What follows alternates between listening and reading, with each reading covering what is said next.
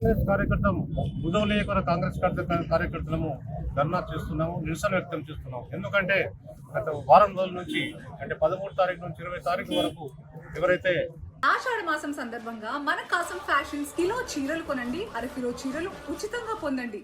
ఒక యూత్ విద్యార్థుల కొరకు వాళ్ళ ప్రాణాలను లెక్క చేయకుండా మరి నిరాహార దీక్ష చేసి మరి నీట్ పేపర్లో అవినీతి జరిగినందుకు, అన్యాయం జరిగినందుకు సుమారు 20 లక్షల స్టూడెంట్స్ వారికి అన్యాయం జరిగింది. మొత్తం భారతదేశంలో ప్రతి రాష్ట్రంలో కూడా నీట్ ఎగ్జామ్ ఎందరో రాశారు.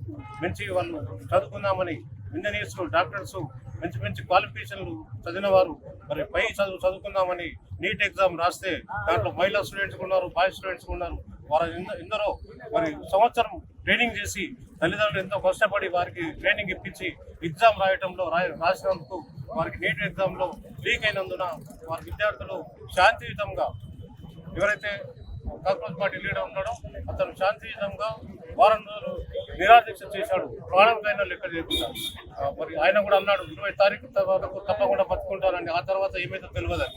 మరి 20 తారీఖు నాడు పొద్దున్నే మరి ఢిల్లీ పోలీస్ యంత్రాంగం అంటే బీజేపీ పోలీస్ యంత్రాంగం వారిని హాస్పిటల్లో జాయిన్ చేసి జబర్దస్తిగా ఫోర్స్ఫుల్గా ఆయనకు తీసుకుపోయి అరెస్ట్ చేయడం జరిగింది.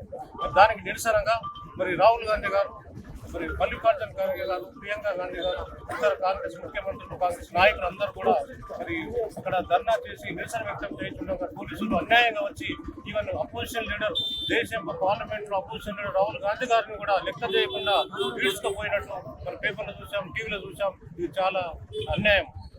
భారతదేశంలో స్వతంత్రం వచ్చిన తర్వాత పార్లమెంట్ అపోజిషన్ లీడర్లు ఎప్పుడు కూడా ఇటువంటి పద్ధతి ఏ గవర్నమెంట్ కూడా చేయలేదు. ఇప్పుడు ప్రతి సంవత్సరం కూడా అపోజిషన్ లీడర్ పని ఏంది, డిమాండ్స్ పెట్టి ఆ డిమాండ్ సాల్వ్ చేయడం వాళ్ళ పని. అందువల్ల వాళ్ళకి ఇప్పుడు కూడా ఈ విధంగా చేయలేదు. కానీ బీజేపీ అయితే మొండి వైఖరి వేయించి ఈ విధంగా జరిగింది. దీనికి నిరసనగా మేమందరం దేశంలో తెలంగాణలో కాంగ్రెస్ కార్యకర్తలు ఎంతో బాధపడుతూ నిరసన వ్యక్తం చేసి మరి ఇది కాకుండా కూడా